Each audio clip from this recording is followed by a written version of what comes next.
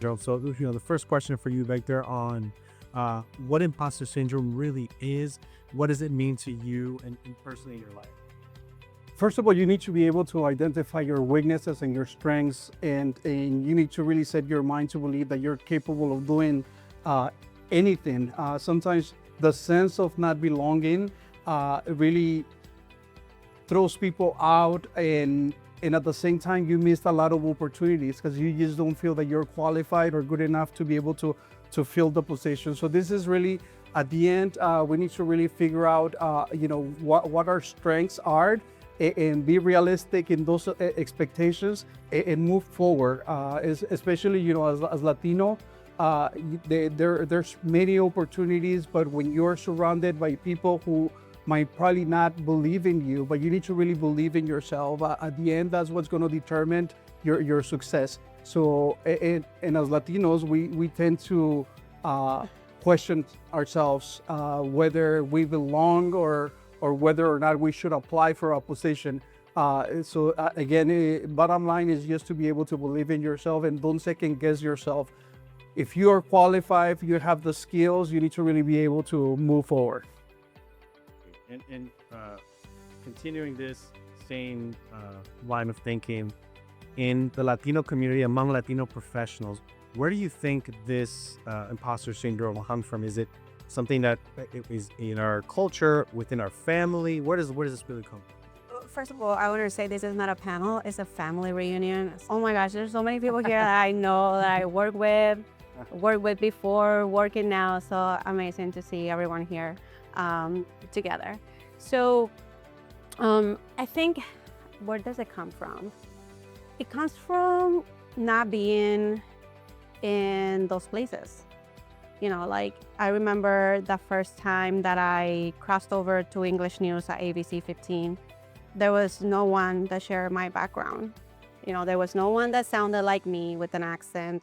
There was no one that was born in Mexico and came here later.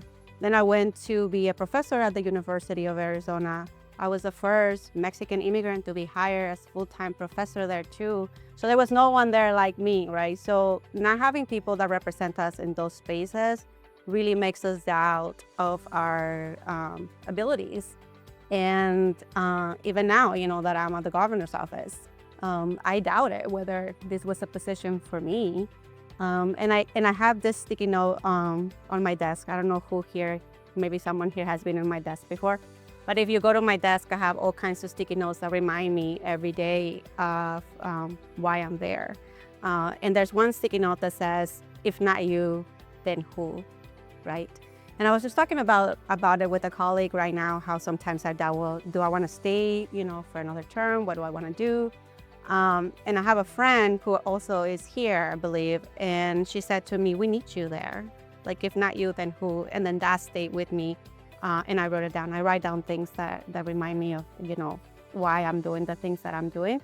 And then I have another sticky note. Someone once wrote before I had a name, because now I have a name on my door. Before I had the name on my door, someone put just a sticky note, press secretary, because they didn't know who was there.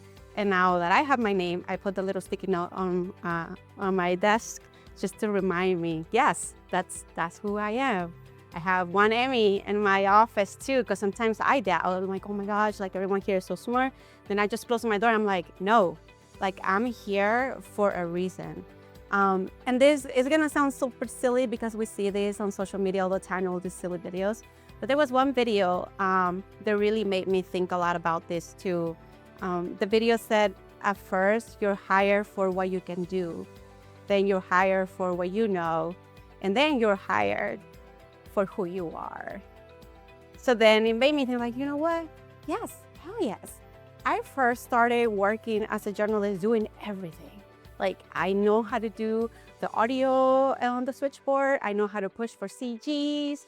I can produce my own show. I can edit, I can write, I can shoot video. I did all of that at the beginning of my career. And then I was hired for my knowledge as a professor.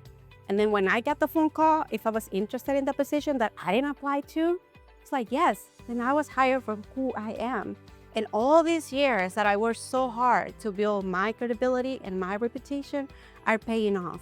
And so I think for us embracing, and it's not easy because I think I have to do this every day to myself, embracing that the path and the journey, from where we started, everyone here has to start. So we all started somewhere. So just embracing that, we worked so hard and we deserve the places where we are now. And this is just the beginning because there's going to be more coming our way. Absolutely. Thank you so much. You're a great story, very motivational beast on that as well. Over to Ivan. Ivan, one of the things you promote a lot is being an MBA, right? Getting out people get very engaged. As somebody that's so well educated, so on paper, very maybe successful on paper, qualified on paper, have you ever still felt like you didn't belong to Certainly, and I think to me, that's because I allowed others thinking of me to take over what's in my mind. Because I was certainly qualified to be in those spaces, but I allowed what others are judging, and others being like some people, not everyone in the room, but maybe they're the loud voices in the room as well. But I've allowed them to, maybe I don't belong here. Maybe I'm just average here, right? But that's, to me, if we don't allow those people to take over what you are thinking, what you are worth, then you step into these places and realize that everyone's just like you. And they put their shoes on the same way, they have the same insecurities, and they need to be there. And that you're actually overqualified. Then, you want to say that? Right? And that you're actually overqualified for the job. Yeah, I agree. No reason to be shocked. I love that. I think so many times, your resume says a lot. We still feel like, we might be the only person of color in the room, we'll be one in the room, I love that we can still have the opportunity to feel like we belong, because we do. Octavio, I want to talk to you about folk switching, being able to switch from one culture to another. You just started a new position, with the Arizona Democrats, and going from, Spanish journalism to having to speak to a lot of elected officials in English. Do you ever feel that you have to do code switch and culture switch, and how do you do it? I just feel even before that, you have to go a step further, right? Just let's begin with basics. You are not alone, right? I think I was listening to a TED Talk and they said that at least 80% of the population during their lifetime, they feel some sort of imposter syndrome, right? So if you have felt it, first of all, don't feel guilty because we have been there. The difference is, do you stay there or you find a way to overcome it, right? For me, I feel like coming from a small town in Chihuahua, I had the fortune, and I speak probably from a privilege upbringing, right? Because I had the opportunity since I was young to be bicultural, right? My parents sent me to a bilingual school thinking that it would be an asset, and just them having that vision and hearing that at home, that it was important to be bicultural, to be inclusive, to learn from other cultures, I think had a very big influence in me since I was young. When I moved to the US, it was kind of like a cultural shock because in many spaces, I was the first one that looked like me in those spaces, right? So how do you switch that mindset of, do I belong? Do I even deserve to be here? And I think there's a point in your career where your brain on its own changes, just like Lily was saying, right? You're not giving me an opportunity any longer. I have demonstrated that I can do the job. I've earned my place here. So now how I switch that. On the cultural way, I think for all of us, well, I'm gonna speak for myself, my accent was always like a barrier, right? I was like, oh my God, how can I walk into a room if even speaking sounds different than from everyone that is in this room? And then that's when my brain, you move forward and you switch the idea. No, that's an asset. How am I gonna make this my asset? How am I gonna make this the thing that people know me for, but also use it on my advantage, right? So in this role that I'm right now, even from the interview, right, I was like, I've covered politics as a journalist, but I've never been inside politics, right? And I was honest. I was like, but this is my deficit, but I have all these skills that a message is a message. In English or in Spanish, a good message is a good message. And if you're able to dominate that and feel that you can tell a story in both languages, that's when you are on the other side. I love that. So many times when we apply for jobs, when we're trying to find an opportunity, we don't meet every piece of the criteria for that, job info, job opening, but we meet enough of it and meet the most important, right? And I think part of this conversation is a lot of us, if we don't meet all the things, we don't apply. And I've talked to a lot of executives. They're like, you don't have many people of color apply for these jobs, not because they're not qualified, just because they don't feel like they hit everything. But I'm glad you applied. I'm glad you got the position. And here we are. So if you, as you want to pass the mic down, I'll the next question for Victor here. As we look into, you move up in your career, as you get bigger titles, more visibility, more demands. How does that imposter syndrome fall? I don't think it goes away. I think it's, and I was just having this conversation with Octavio, especially in the school district, where sometimes, I had to be the MC or be in front of thousands of people. People would ask me, I was like, do you get nervous when you're in front of these people? And the answer is yes, but it's just the distance from the wall where I'm standing to the stage. That's where I had to play this movie in my head and remind myself why I'm there, why they hire me. I had to remind myself that I had like 20 years of reporting experience, that I've been through different newscasts as an anchor, as a reporter. And so I had to remind myself of the skills that I have and the personality that I carry and why they hire me to be in the position that I am. So yes, in a matter of seconds, there's a movie that I had to kind of play to really remind myself why I'm there and what I'm capable of doing. And I had to kind of build that confidence in myself, because if I was there to listen to people who sometimes, they tend to put you down and they look into what you did wrong instead of focusing on what you did right. Sometimes, if you let other people influence your decisions, you really wouldn't go anywhere. And this leads me into, many occasions when I was a news reporter here in Phoenix, and I remember not applying to any positions in LA because I just didn't think I was good enough of a reporter to be able to go there. And when I was laid off, I had no other option but to apply to the positions that were open, and it turned out to be that LA had positions available. So I was laid off on a Thursday, and next thing you know, I'm reporting live from LA and network news. So then that I was able to kind of prove myself that I was capable of doing anything that I wanted to do. But again, going back to imposter syndrome, I feel that when you just don't focus on your strengths, you tend, to disqualify yourself, and then you miss on all those great opportunities that are out there.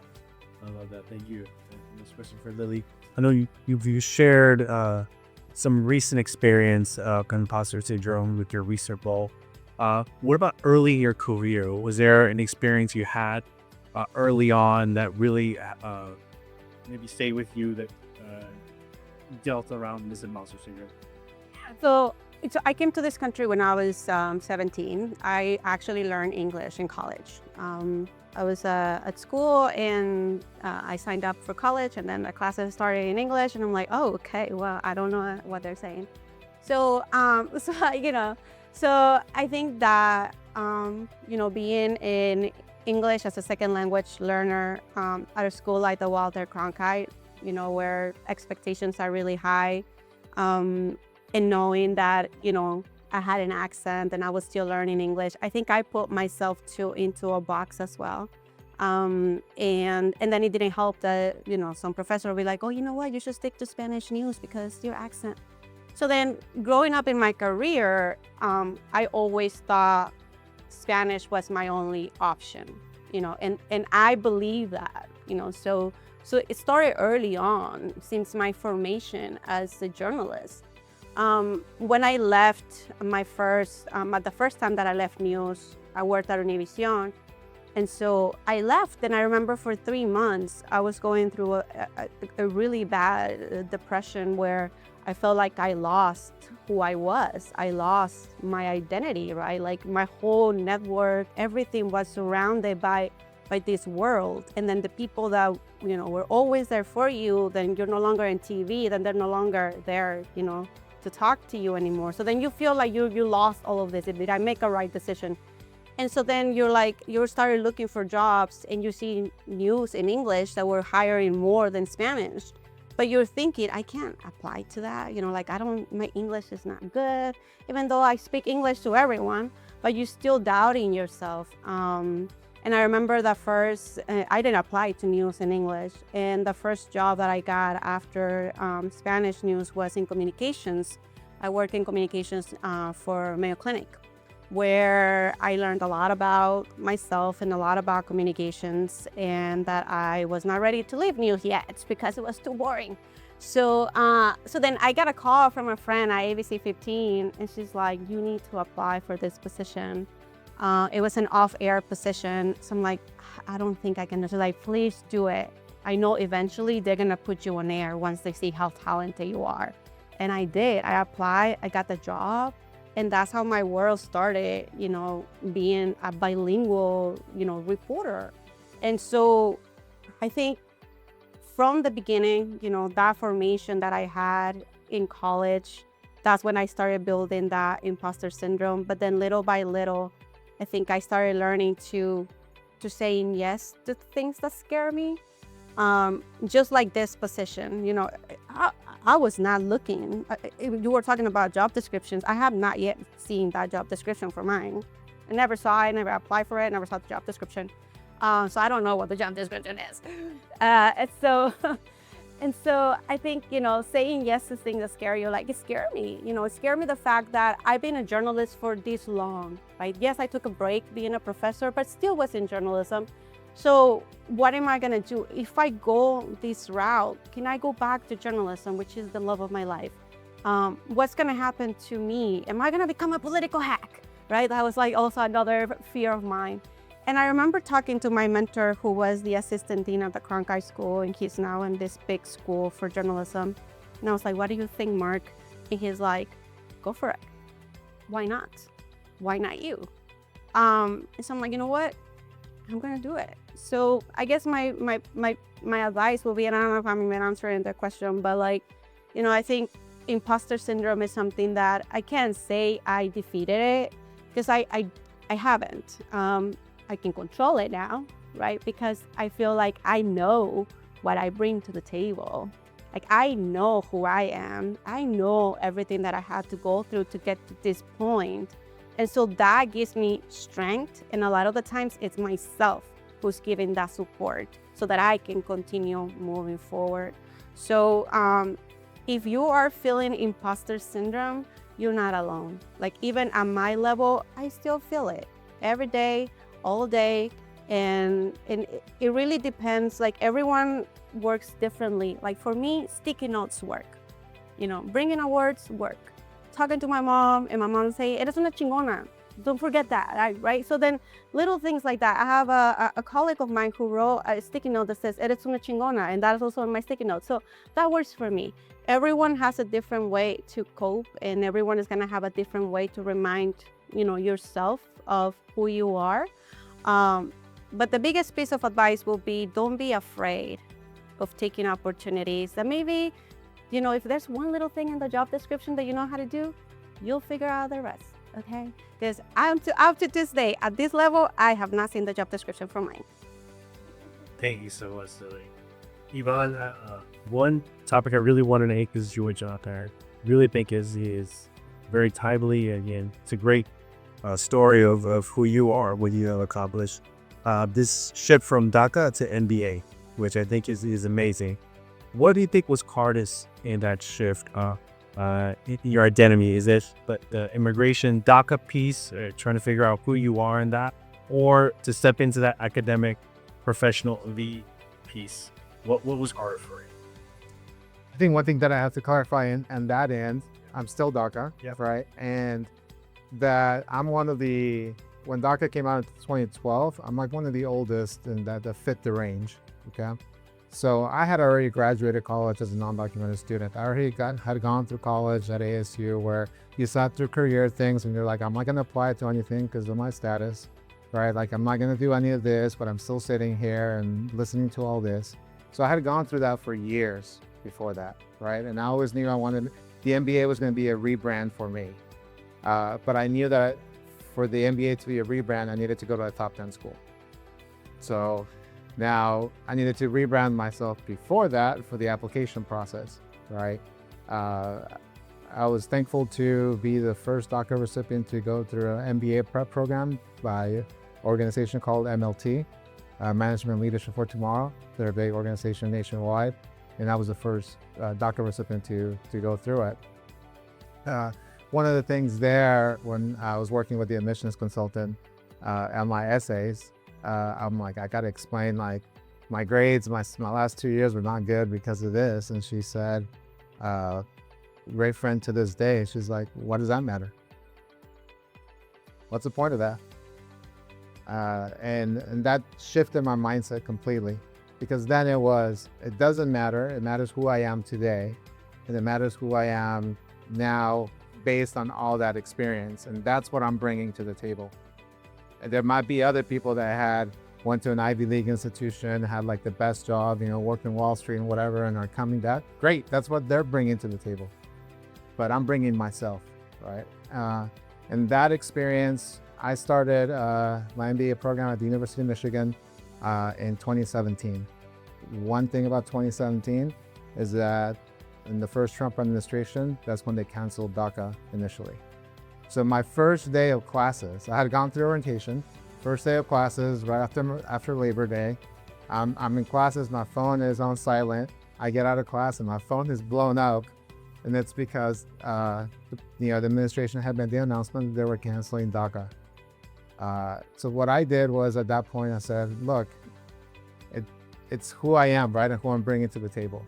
So I made a public post on Instagram or Facebook saying like, hey, you may not know this about me, but this is who I am, right? Like when you think of these types of policy decisions and you think that they're affecting other people, no one in your circle, that's incorrect, right? So it's affecting me in this instance right now. And I said, hey, that's what it is, right? I already know this debt for this. Might as well go for it. And that was a turning point, because I was able to have conversations to this day with classmates that are in very senior positions in business that still ask me about it, right? With everything that's going on today, like conversations still happen about that because they know somebody, right? It's no longer an othering. And I think for all of us, that's the job. Imposter syndrome is not going to go away, but our ability to represent ourselves in our communities and to be at least that one person that they know is affected is what's important as well. I love that. You're able to humanize something that for some people might be controversial, or some people might misunderstand. They put a face to it, the actual story is the way they go. Oh, yeah. Wow, thank you. Well, Dario, I really want to continue on this journey from journalist to, the position you're in right now, because it's been so recent for you. What triggers showed up? What kind of strengths carried over from what you were doing recently to? Well, I think like during my trajectory and following what he said, I think just seeing people that look like you in these leadership positions opens your imagination of, hey, I can be that one day, right? I remember when I was a kid watching news and seeing Diaz Balart on TV, right? And just being in the same hallway, going to the same studio where he anchored a show and sitting in that same chair, for me, it was just like, that's when those questions of why me start crawling up, right? Like, why me? But then you switch it again and you're like, there's something about this that in the long run, it's gonna have some sort of impact. And just someone seeing me in that screen at home, that they can see themselves there, for me, it's a win situation, right? I feel like just by doing that, my responsibility goes to the next level, right? I need to present myself in a way that I had mentors during my career that presented themselves to me. From the first door that opened at Univision 15 years ago, like my former boss and first mentor, Juan Villa, saw something. And that for me was like, okay, I can do this. When I did this transition, I feel that I cannot focus on the things that I don't have. Like, I cannot go to work every day being like, oh, I don't know what this policy is about. I don't know what the problem today is gonna be. But what I can bring to the table is my attitude, it's my knowledge, it's my skills. I know how to tell a story, and that's my strength. They hire me to tell stories, and I've been doing that for 15 years. So how can I take those skills of telling a story to this role? So I think that what I'm trying to say is that there's a point where you need to stop focusing on what you don't have and focus on what you do have. And that's the reason you're in the place you are. Our job and our work and our dedication and our discipline speaks for yourself. And that's your resume.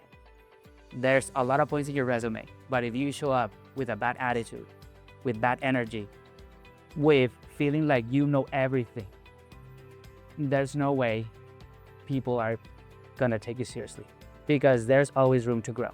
And that's my attitude every day. So humility, hard work, all those pieces will become your hit.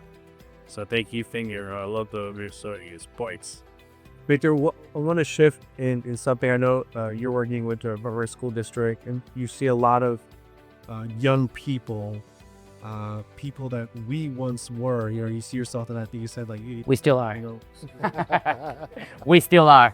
but you know, looking at those kids, like, how do you see this imposter syndrome reflected in that next generation?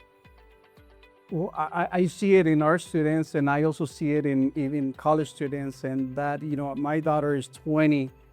You know, I see it in them, and I think it has to do with the pressure that sometimes we put on our children. We set high expectations, and sometimes we don't provide a roadmap, you know, on how to get to places, and that creates that kind of insecurity sometimes, you know, in that person, because they don't know how they're going to be able to get to where we are expecting them to be. And so if they don't deliver, you know, what we're expecting, it just kind of builds that, you know, on the imposter syndrome. And I see it, you know, especially with kids who, I mean, I know collaboration is very important, but if you're making something happen, you need to own it and give yourself credit, and really, you know, and I also see it in teachers, and who put these great lesson plans together, and they share with other teachers, and they tend to be very successful. But when you go to the teacher and you give them props for doing that, they're like, oh, no, it was just really not me. You know, I work with everyone. Yes, yeah, you work with everyone, but give yourself credit. Believe in yourself. Believe that you're capable of doing that, and believe that those skills are transferable. Just like all of us who work in news at one point, all of those skills are transferable. And if you're able to collaborate, and if you're able to lead, that's what you're bringing to the table. And I think that's what really got me here. And also surround yourself by people who are going to believe that you're capable of doing that. I mean, I was very lucky to be surrounded by people, and I know Luz is here somewhere. Luz was really Luz. She brought light to my life because she believed in me more than I even believe in myself. And that's how I ended up at Cartwright. She saw the posting and she sent it to me. She's like, here, apply. And I was like, okay, and then what am I going to do? I haven't been in education for this long. What am I going to do next? She's like, no, we'll meet, we'll work on this together. And I was very lucky to have her. And then in the whole process, I was able to meet Gabriel Gamino, who is also here somewhere. And those are people who are sometimes, like Octavio mentioned, Juan Villa was able to see something in him that he didn't think he had. And sometimes you just have to surround yourself by people who are going to be able to believe in you and maybe see things that perhaps you don't see. And that's what's going to take you to the next level. Because on the other hand, I also had people who in news where, people tend to deal with their egos.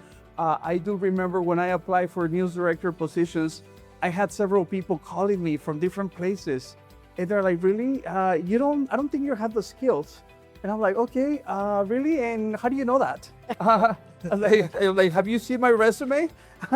So, but some people have that kind of courage. And even when I apply for this position as a director, and then within 6 months, I was promoted to be an executive director. But it's just those things. But when you have imposter syndrome, sometimes that makes you work double.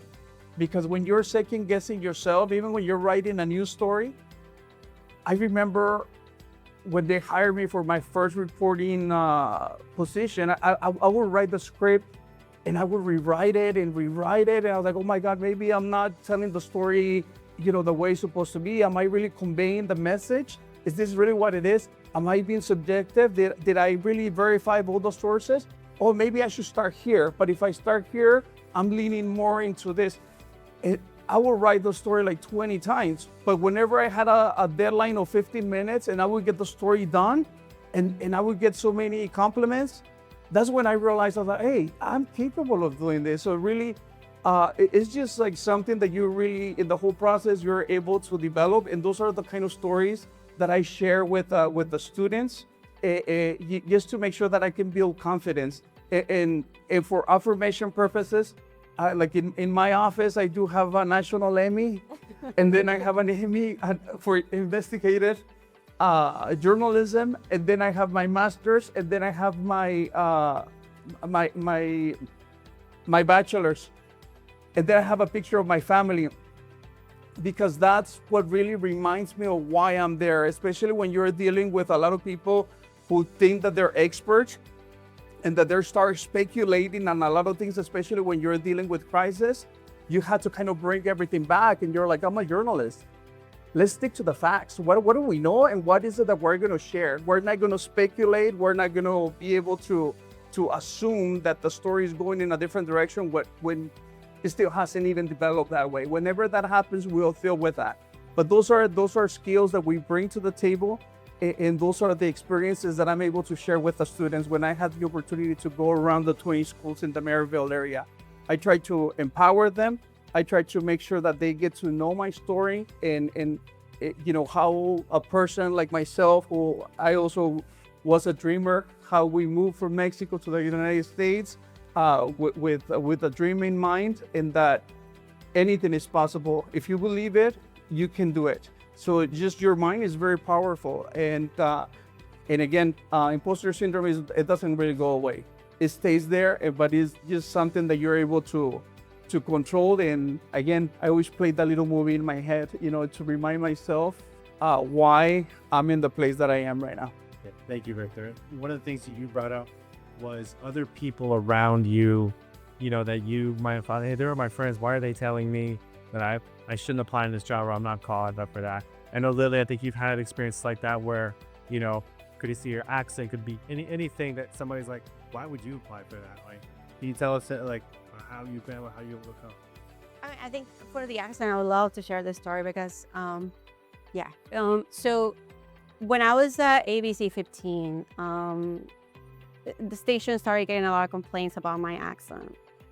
Sent her back to Mexico and all kinds of things. So it scared people, right?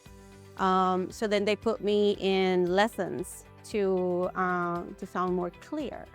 But then as I started doing it, I remember I would cry because I would try to, voice my tracks in the closet alone. And I remember I had like names of different anchors and reporters that were white to sound like them. And so I was voicing my tracks for my stories, and it didn't sound like me. It sounded horrible. And then my throat started hurting. Like I will hurt myself trying to sound like someone else. And I remember there was like, you gotta do this, you wanna be on air, this is what needs to happen. Again, right? Us like trying to like do whatever we have to do to get to those spaces. And then the invoice comes in, and by mistake, I was CC on it. And then I see on the invoice, which I still have, it said accent correction classes. And so that broke me. It broke me because then you think, is there something wrong with me? Right? There's something wrong with me. And then you start believing that there's something wrong with you. And I went through those classes, and it was traumatizing, it was depressing. And I remember at some point, I was like, this is it. Like, I can't do this anymore. And there was one reporter at ABC 15, who's now at 12 News, another Latina. When she found out that they were doing that to me, she asked for an emergency meeting with the news director without me asking her. And she said, my mom has been here for 30 years. She has an accent, and she is a registered nurse, and she is better than everyone else here. So that doesn't make my mom anything less. So what you are doing with Liliana, I do not agree with it. So I'm like, oh, like someone else is advocating for me. Like it empowered me. And that's when I went to them, was like, enough. I'm not doing this. I'm not Lily from Idaho. I'm Liliana Soto, born and raised in Caborca, Sonora, Mexico, who speaks 2 languages because I'm freaking smart. And this is how I sound, and people understand me. So if someone has an issue with an accent, it's them, it's not me. And then that's when I started voicing my stories, and then I started saying Mexico instead of Mexico. And every time there was a word that sounded with an R, I would roll it because that's how you say it. And so, yes, that has a lot to do with it. But it was hard. It was hard. It takes a lot of courage, a lot of like friends, because they were the ones who were like, oh yes, your accent, oh yeah. And then you have the other friends like, what the F? No, like that is not, there's nothing wrong with how you sound. You need to fight this. And so I think it takes a lot of courage, and it is painful. It is painful because whether it's your accent or other things about you, like some people try to make it personal, and it's not. Like if someone tries to do that to you, you're not the problem, it's them. Plain and simple. That station is not gonna be happy.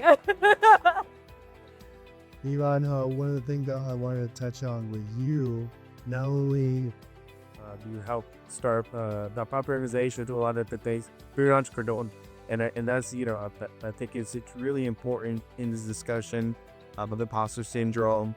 A lot of times we feel like you have to work for somebody else because how am I going to be a boss? How am I going to start support with people and to have my own business? How did you overcome that to be able to start? My very first job as a kid was packing groceries at an OXXO. So it's like, I think in our community is innate that we're going to overcome, that we're going to hustle, right? And that hustle doesn't need to be hard. It just needs to be organized. And it can be done very well. And to me, that's how I overcame it. Now, part of that too is realizing that in the spaces that you're in, that you belong in all of them. So in the same way that I can help, your blue collar worker that is making very close to minimum wage, and we have 4 people in the loan and they're getting like a small condo. I could sit there and talk with the multi-millionaire business owner that can buy me out anytime if you wanted to, right? but still tell them what to do, right, and what's necessary. And it's important to know, to what everybody has said here, is that the experience and the things that you bring to the table are important, and the things that you have done in your life are still important, and no one can take that away from you. So in that example I just gave, I'm telling them both the exact same thing, just in different ways, right? And so the hustle is you need to adapt to it, and the hustle will never go away. And to me, that's how I overcame that entrepreneur thing, because it is scary, right? Like I can't, if I don't do anything in a day, I don't make any money, right? Like I don't get paid just for being there. So I got to get out there and hustle and be able to get business to get paid and to eat, right? And I think for me, that came from my family, from us doing it here when we came to the States, but just doing it in a different way now. Yeah. Having the confidence instead of be in the room with somebody that might have a lot of money or might have a lot of influence. You have the confidence to be able to know that you are that expert in being your specific. I think sometimes imposter syndrome gets confused for humility. They're not the same thing. To me, imposter syndrome is feeling like you're not enough and to belong in that space. Humility is knowing that I don't know everything. So I could actually step into a room and, hey, I don't know everything, right? But I could still hold a conversation and understand, like, I don't know everything about newscasting, right?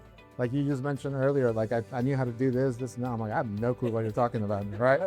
And I'm sure I wasn't the only one in the room, right?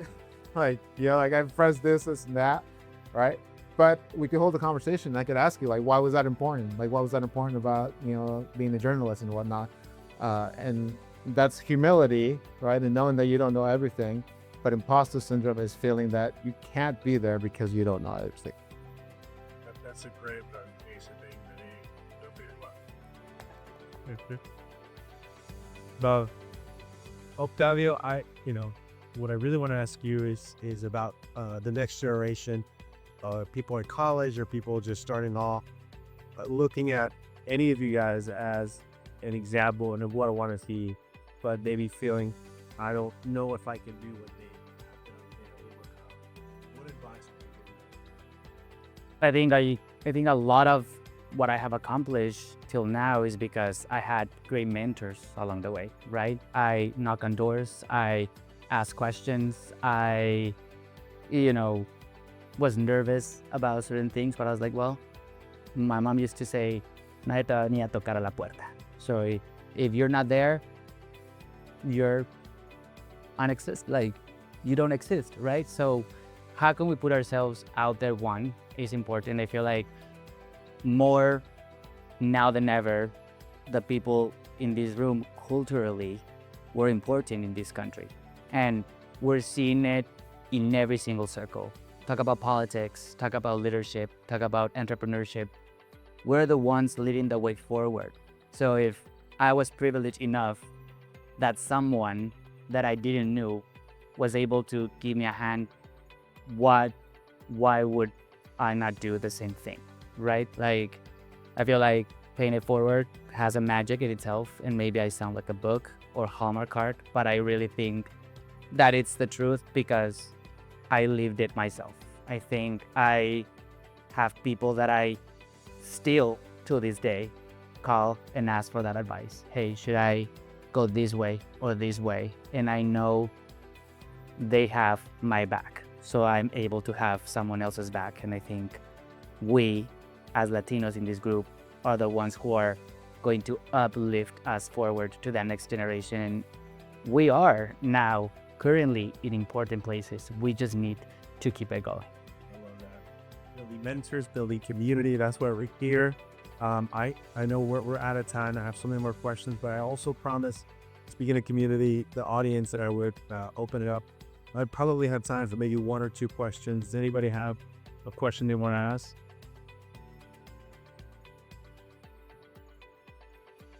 So, my name is Natalie Harede, and earlier we shared how not seeing people like me on the road contributing to imposter syndrome.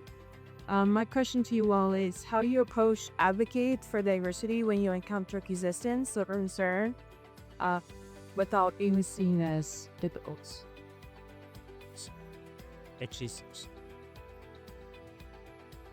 Actually, I just had this conversation with my chief of staff, who is, if he's watching it, sorry, I'm sharing. So I think for me, you know, someone once said, don't be the Latino voice who doesn't raise their hand. And so I think I take my role at the governor's office really seriously. I know I'm the only Latina with my background there because there's no one like me, right? I'm unique. And so this whole situation with immigration that we're all facing, as a journalist, you're used to staying, neutral. You don't give your opinion on anything, right? And that's always been in public spaces for me, and that's how I was trained. And I think that helps a lot with my job right now. But there are times where you're like, you know what? I need to say something. And so I have situations where people will come to my office to express how this was impacting them at a personal level. And so I requested a one-on-one with the chief of staff, who apparently not a lot of people get. And so I'm like, I need to talk to you. And I was like, hey, I know we're really busy with all the technicalities of the job, and everyone has a lot of things to do. Like my team, everyone is doing a million things at the same time. But we cannot lose our humanity. Like just how people are externally out there, struggling, our own staff is. And it is not my role. Like I love them to come to my office, and I will give them the comfort that they need and the support. But someone else in leadership needs to do this. And so that's when, it was scary to go to the chief of staff and advocate for others. And it was really great to hear where he's like, you know what, you're right. I think I'm gonna move the team meeting and address this. And I'm like, we have resources, there's counseling, that with our benefits are free, 12 sessions for free. So not only did I provide, what's going on, I also help with some resources that we can provide. And hopefully that makes a difference, right? With any other Latino or another immigrant in our office that is struggling, that maybe doesn't have the power that I have to just message him directly and be like, I need a one-on-one with you. So doing things like that, I think helps a lot. And that's something that I've been doing whenever I can. And I am the one that's always raising the hand, so. Can I add something here? Well, one thing I just wanted to say with diversity. I mean, I've been at one point I took a break for news to do public relations for an insurance company, and I was the only Latino in the room. And I remember I was approached several times where I would be doing a media training and they wouldn't direct the questions to me because I was the only Latino in there. So sometimes, one thing I learned in the process is really not to victimize myself and just to prove that I was capable of doing that and being able to prove why they hired me. And in the whole process, I feel like I was able to develop a lot of partnerships because of my experiences, my expertise, and all of the things that I was able to bring to the table. The storytelling. I remember State Farm was going to donate $25,000 to a nonprofit, and they wanted me to send the press release out. And at the time, my only experience with press releases was reading them. I was not the one writing. So I was thinking, I was like, what am I going to do? So I called the nonprofit. I was like, I was like, who's going to benefit from all this money going to your nonprofit? I was like, can you set up an appointment where I can actually meet those individuals? So I drove all the way to Gilbert, and now I'm just going around the table, and then I met Maria. And Maria, she was in a community college, and then I asked her, I was like, what are you going to do next? And she tells me, I come here because of the mentorship, but I was accepted to go to Harvard, but I decided not to go because my dad owns a landscaping company and I'm the one who runs the business. If I leave, my family is going to be out of business. But I already trained my sister, my younger sister, because she speaks English, she's going to stay, and then I'm going to go to Harvard.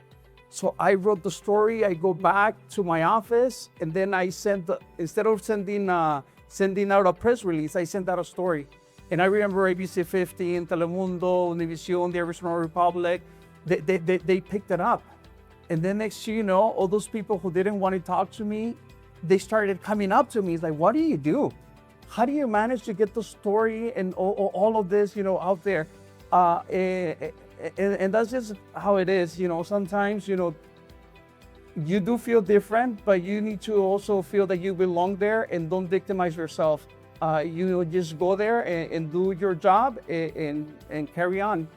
And that's really my advice, because if you start victimizing yourself, you're not going to be able to grow. You're just going to go down, and that's when I tell people, hey, it's time for you to find something else, because you're just not going to go anywhere in there. So the key is to, adapt yourself and move on. I'll add to your question, how do you promote diversity in the both organizations that I'm in Alpha and Latinx MBA? The idea is you have to build the business case for it. So it's important that there's this attack on DEI, right? And cancellation of DEI, and I'm just putting things the way they are right now, right? Many companies that started DEI with a black square on Instagram 5 years ago do not have the black square anymore, right? But guess what? Those companies like Target, right? Let's go Target and Costco, for example, right? Target is losing money, right? Because they went away from it and people aren't buying as much in Target. Costco's gaining money because they doubled down on it, right? And there's probably companies that do the opposite. But what's important in your roles and any role that you're at is building that business case for diversity. Why? Let's just use Latinos as an example. 25% to 35% of the population is going to be Latino, but we're going to be the buying power, right? Because we're going to be predominantly younger. So if you want to market to that group, you need people that know the group, right? And those are ways that you can promote diversity without saying, we need more Latinos in the room. No, we need more people that understand our market. We need more people that understand the sales here. We need more people that understand how accounting works with Latino companies, with Latino entrepreneurs, how they do things differently culturally, because then we could sell better to them. Our product could go out to them. So the business case, when it's presented like that, is very strong, and it doesn't show as tokenism. It shows up as profits and reality of the world that we live in. Just thank you. Yeah, put in the face, we do us what I would with a plug, we talk to people, we help them understand who that audience and how big the Latino audience is, how it's an untapped audience for a lot of people, and how you want to find people that understand this audience authentically, and that's us. They're gonna target the Latino audience. You want Latinos that understand that to be the ones in the room. We've been seeing a lot of reels that I talked to a lot of agency partners and others that have marketed to Latinos with no Latinos in their team. I think we've seen that maybe a lot of places as well. School districts that are predominantly Latino and may not have leaders that are Latino or teachers that are Latino. I think representation matters. So thank you for the question. I know we're out of time. I know we're over time, but the last thing I'm going to ask is just 30 seconds. And let's keep it within 30 seconds. Just your last thoughts on this stuff. Again, I'm just gonna say that don't second doubt yourself, because sometimes you're gonna be sitting at the table and then you're gonna be able to turn around and once you're there, you're gonna realize that there's people who are really smart, but then there's gonna be people who are not very smart, and you're like, okay, why are they there? And it's a validation, because you're like, okay, hold on, you're questioning why I'm here, but why are they there? So if you believe it, just do it. Apply to positions and let them say no to you. Don't don't discourage yourself, from not really moving forward. Because at the end of the day, now that I'm on the other side and I get to interview people, when we interview principals or teachers in the whole process, I mean, there are so many other factors. Besides the credentials, we look into personality, we look into other things, to make sure that that personality is really going to fit into the culture that we want to create. So you might probably bring that to the table. And I always look for, one of the things that people would always say about me is that I was very passionate. And I always look for that. If I find somebody who's very passionate about something, I'm not going to be able to teach people how to be passionate, but I can teach them anything else. So you don't know what people are looking for. So don't disqualify yourself. Believe in what you're capable of doing. Believe in your strengths, and that's what's really going to get you into places that you might not even imagine. Well, 30 seconds. You lost the broadcast skills. I think mine would be, arriesguense, like really do take risks. If you see it, I don't know, you want to start your own business in social media, right? A podcast. And then you're like, oh, but someone else already did it. Well, that means if that person is doing well, that means it works, right? Like there is a formula there that is working. So don't be afraid to also try it and network. Obviously this event right now, it's amazing because there's a news director over there. There are like business owners over here. You never know who here in the room can give you a job later. And when I say that I got a phone call one day to see if I was interested in a governor's office position as a press secretary, I am not kidding you. I thought it was because they owe me taxes, the state. And so someone else, a former colleague, like someone was asking, hey, we need this, this, and this for a press secretary. And she said, well, you know what? It sounds like you need Liliana Soto, only if you're serious. And then I got a phone call. So you never know who's gonna advocate for you out there, right? So network, always treat people with respect, and take risks. And don't let imposter syndrome take over. Like, no, you can do this. I would say know that you're the whole package. Yeah. You're walking into a room, you're the whole package that needs to be there at that time. And yes, you're going to improve, you're going to become better, you're going to become someone else when you're in these rooms, but you're the whole package that they wanted at that point. And don't avoid the crab mentality. Bring people up, right? Lift people, advocate for people, sponsor people, bring others into the room that are the whole package as well, that are needed in those rooms. I think to end with, reputation follows you, right? Everywhere you go. The people you meet, the impact you had in that moment is gonna follow you forever. And a lot of these things, it's our own distorted reality in our head. So if we learn how to paint a different reality in our heads, and I know it's not easy, but if every day you make the effort of changing something in your brain to make it, instead of a negative experience, switch it to why am I here? What are my skills? What am I good at? I think that's gonna open doors on its own without you even trying.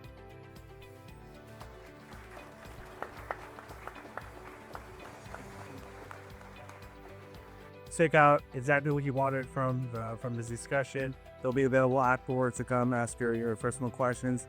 Again, thank you to Heritage Headquarters. Thank you to Madi Cordola and Tangos Californian for sponsoring our food, for delicious food and drinks that we had, and Scissor Graphics for the graphics. Again, thank you so much for coming out. Feel free to grab some more food, grab some more drinks, take some pictures. A big thank you to Fargos in the back with our daughter, for salute to yourself, and thank you for coming. Thank you.